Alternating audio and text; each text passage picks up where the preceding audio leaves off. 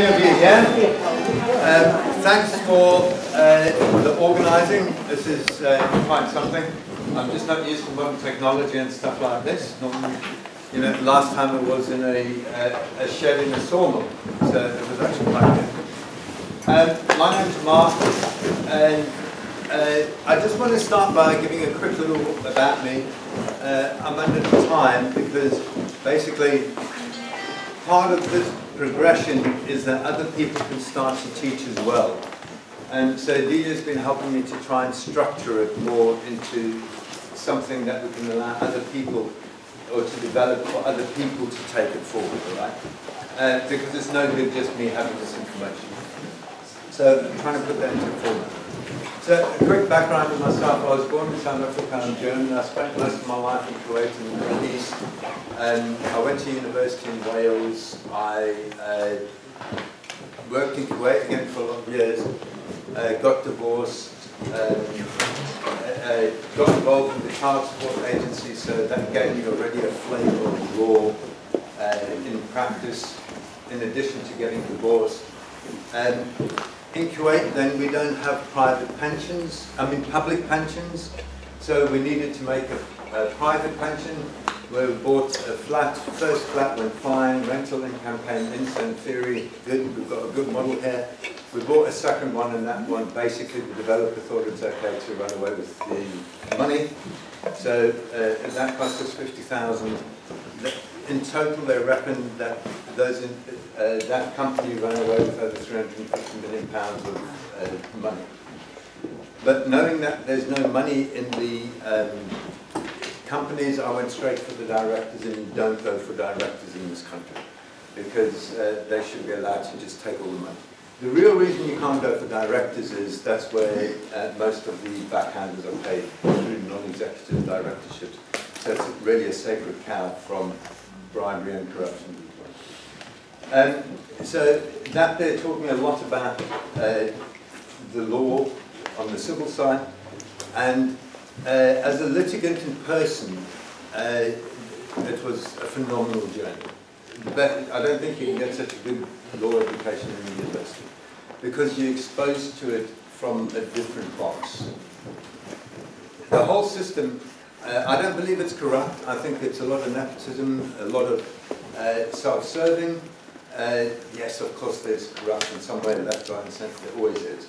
But as a general rule, I think we disempower ourselves way too much by giving them the presumption that they hold power over us, even if that's through saying that they're corrupt.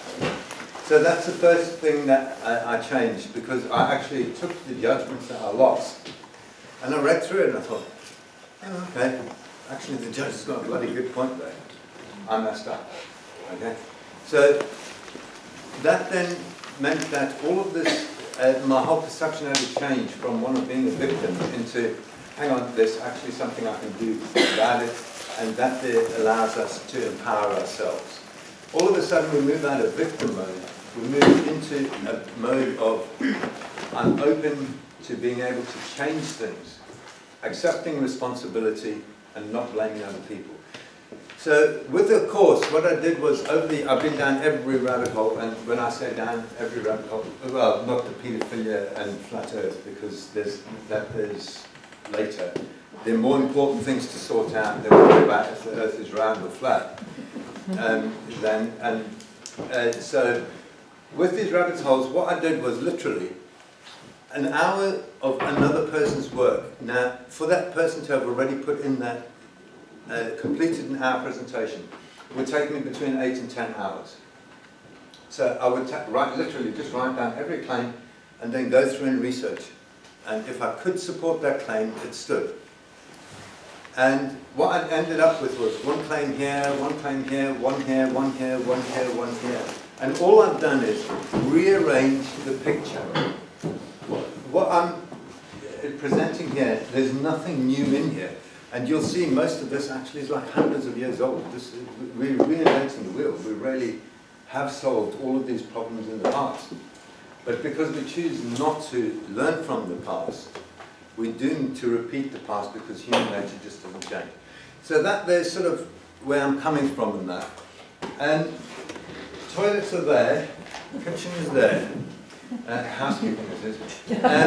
Interrupt me when you, okay, you've all made a lot of time to come here and you're giving up a day, all right? And those of you that want to do more will even go into tomorrow. I'm quite happy to stay tomorrow as well. Please ask if you don't understand something. Okay, there's something called the Natural Distribution Code. Okay, and this is the basis of a lot of what I do. Okay. You've all seen that. Natural can you see it? Just wondering if we could have more light, actually. Yeah. Can someone find the light switches? Oh, yeah. We can have these Yeah, I think that should be fine. It makes the screen less visible from the back and you now can't read the screen. Can we have, don't worry about it. When we get the screen, then we can turn the light off. Yeah. Okay? Okay? Thank you. Can you hear, by the way? I'm speaking loud. Thank you. Okay. Great projection. Can I just say one more housekeeping thing? Can everyone make sure their mobile phones are turned off? Oh, thank you. Yeah. That's on the list. Yeah. Okay, this is called what I call the 80-20 rule. Everything in nature follows the 80-20 rule. 80% in the middle, 10% extremist one side, 10% extremist the other side. Okay, they're extremists because they simply have opposing views, and they're on the extreme.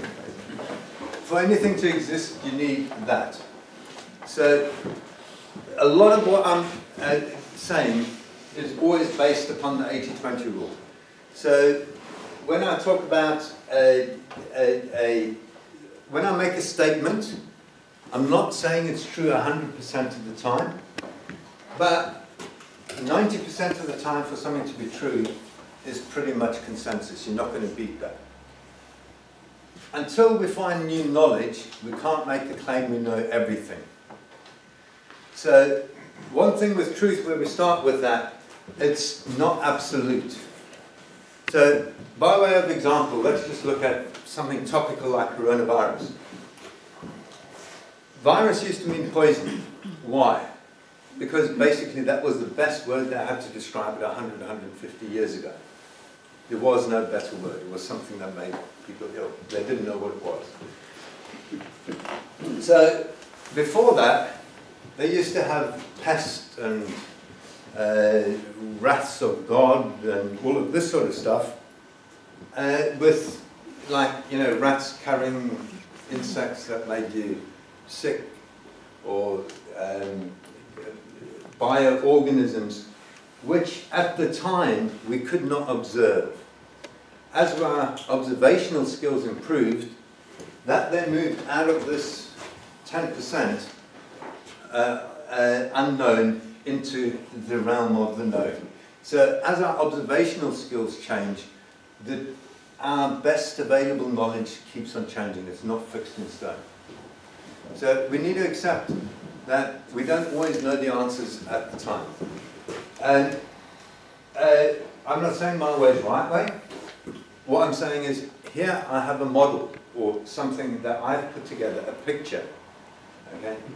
And from this picture so far, the only thing that I've not actually experienced is being arrested and detained yet. So I'm trying to put forward stuff that I've used, and the arrest and detention stuff is where I've got first-hand evidence when I'm working with people who've been arrested and detained. So I don't want people to try stuff unless I'm happy that, you know, there's a bloody good chance. And it's in your mind. You need to know this stuff, because when you know this stuff, literally, you've got written on your forehead, stay away, something like that. I've not managed to get a code to find it. So, stop me, and if you have a question and I'm not sure, I'm going to show you that there's somebody else. And one of the things that we need to change is we need to get out of the me mode. Work on the assumption if you have a question, that more than likely somebody else also has that, but maybe they haven't got the courage to ask, so please ask on their behalf. We're going to start standing up for one another. Okay, and we're going to do some role play around about lunchtime. We're going to quickly go through the basics, which is about you, because everything starts with you. And we'll have a break then. Then we'll watch some videos, because so that you can actually see some of the stuff being implemented. and then after lunch we'll do some interactive role play, just messing around a bit, just to break the ice a bit, so that to get you into the mind frame of it's actually easy to challenge authority. And then we'll finish off the day with notices which literally will summarize everything but actually give you something that you can do practically to change. Okay, so just stop me whenever you want. Question? Yeah. Please. I know you've got a training on your website, which I've been wanting to do and haven't had time to do. Yeah. Is some of what you'll be doing today, some of what's on the website? Pretty much, I'll be covering probably half of what's on the website. I'm just wondering how many notes to take. Yeah, I'll be covering probably about half the website. Okay, Thank just you. remind me, okay, Thank there's you. some cards with the website and all of that stuff on here. Where if you feel really like wanting to do something good, literally just take a batch and then just go and post them through neighbours' boxes and that. Okay, in regards of what's on the website, I'm not going to go through what's on the website, but I want to just quickly, with the manual, show you the referencing, because I'm not going to be talking about actual points of law, alright? I'm going to be making statements, okay? So this particular one, your mind owns your body. So I've got footnotes.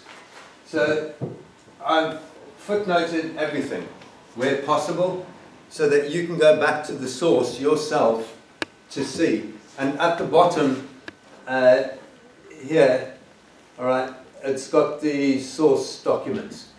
So everything's referenced by link to go back to source. As we're going through, I'm not going to be saying, for instance, Lanarkshire Health Board, Montgomery versus Lanarkshire Health Board. I'll only be doing that for about 4 or 5, because you only really need 4 or 5, not even 4 or 5, 4 case laws pretty much in your head. Okay, and once you've got those in your head, yeah? So can you just say we'll send out these notes, all the notes for today's course to everybody? Oh yeah, sorry, yeah. So This is a free download. Yeah. The whole manual is on the site, okay, and I tried, this is the second update. As I get new information, I'll include it. So for instance, I've just found in current legislation, 2018, the police regulations which affirm, I don't know if people are familiar with Peel's principles from 1830, those actually are still enforced today, which came as a surprise to me, especially when you see how much people are going in circles. So a lot of this stuff is actually all there. So the manual's free download, and roughly every quarter I'll update the thing. And so that's the way it's linked. So please stop me. We'll start with, if we don't have any belief in ourselves, if we don't have any power, if we victims, and this is something that's drummed into us from Darwin, genes. You're the victim of, you know, your parents' genes and stuff like this. This is something we've been living with for 150 years, and epigenetics shows us this is actually not true. We actually are in control of, you can change our genes, we can change our future, we are created. So that's one massive thing that's changed. So the first thing is, what are you, where are you from, and what are your rights? So there's 2 different things here. We're in fight or flight mode, or we're in logic and reason mode. Fight or flight mode, the Creator controls our brains, and our brains, they control our body. So what do we need to survive? Absolute survival. What are the 4 most critical things that we need to survive? Shout them out. Shelter. Air, water, shelter, food. Okay, those are the 4 critical things we need. Depending on where you are around the world, shelter in a cold or an extremely hot climate is more important than food. But the 4 critical is food, air, water, and shelter. Beyond that, then, we are beyond survival, and now we're going into coexistential mode. And so there's 2 other things that are critical for the survival of humans then. Freedom of speech and the freedom of speech is important because that allows the thoughts to be articulated and expressed in a language, and without being able to test and through speech, we will not be able to accurately articulate the message that we're trying to send. Therefore, freedom of speech is an absolute essential, okay? A right to survive. As is knowledge left by generations past. Knowledge, once we die, the knowledge is left on this planet. There is absolutely no way that it should be controlled other than given to all of humanity. So freedom of speech is a very topical thing. Fundamentally, freedom of speech is, I do not attack personalities. Okay? So it's not about personalities, because that could do harm, especially nowadays with this political correctness nonsense. But so it's important, when you're attacking a principle or a belief, that is freedom of speech. Okay? And so that's one way you can draw the line. So these are absolutes. Now, what the Creator's also given us is our senses. So our senses are eyes, ears, mouth, nose, our 5 senses, to observe this reality. Our 6th sense, okay, what we feel is probably the most important one, because we knock it out of kids. We tell kids, oh, stop being so silly, right? And now, when we get older, we actually try and find it again. The 6th sense is the connection with the greater than us. What we feel, okay? And that in law is consciousness, conscience. What we feel allows us to judge right from wrong. We all can feel this. And we'll be talking about equity, because equity is basically, in one word, the way that you make a determination in equity is unconscionability. When something goes against the conscience, it is wrong. Okay? And equity will not allow a wrong without a remedy. So that's where everything stems from, what we're going to be talking about today, or the basis of it. So, in the right of survival, you'll be familiar with the concept of self-defense. So what self-defense is you doing whatever you need to protect yourself against any form of threat against either mind or physical, of yourself or dependence. There's a couple more here, a couple more chairs here. Just meander through the front, don't worry, nobody's going to be looking at you, are they?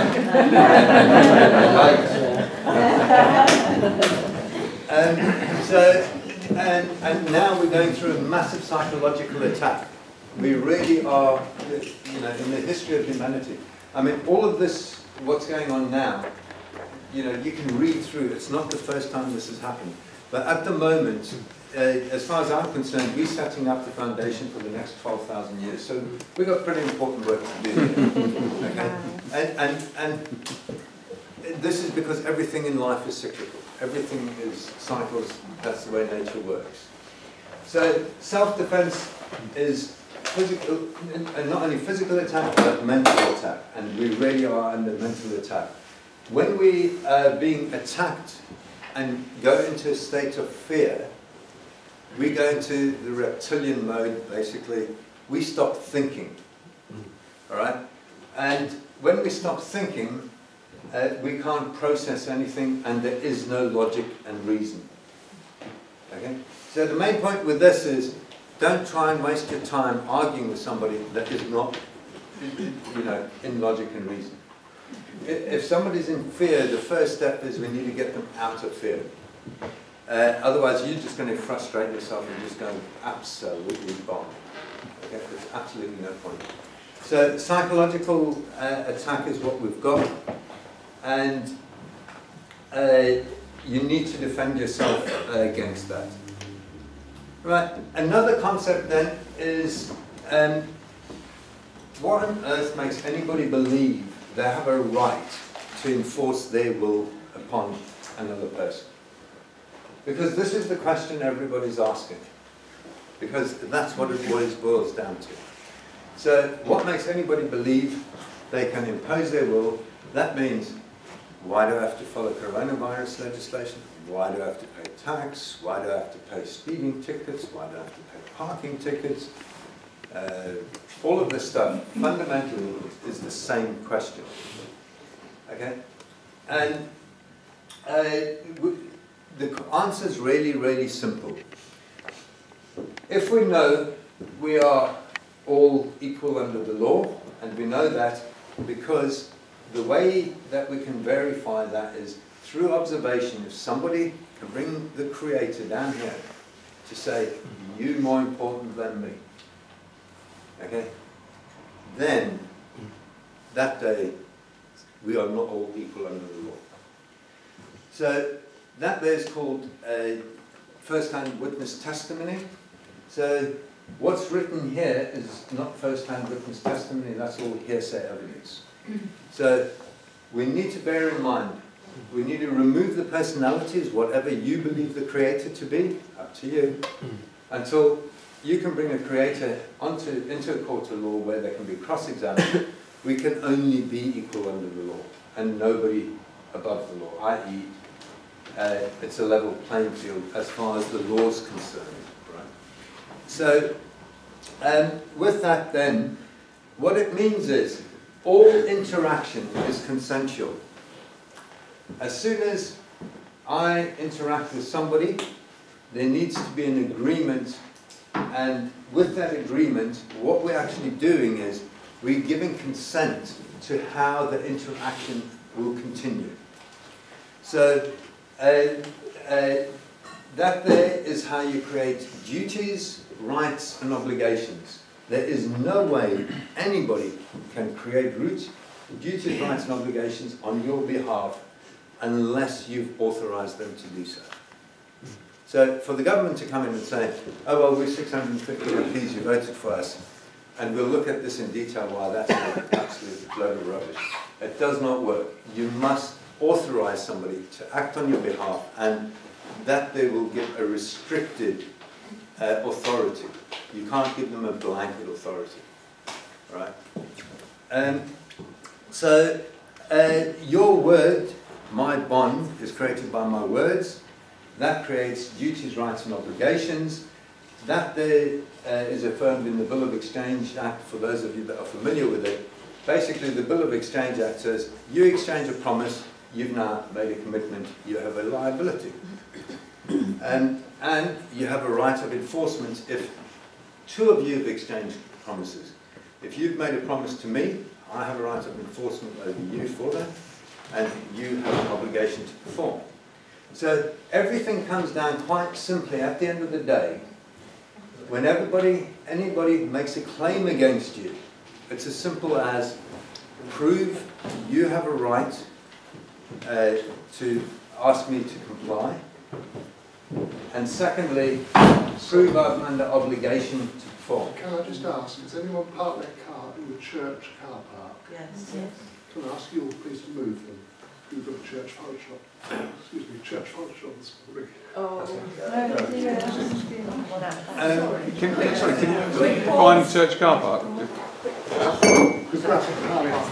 This is the hall car park, Right, okay. which is okay. Thank you. Church car Okay, park so is let's separate. just quickly sort it out and just come back in about 10 minutes. Thank you.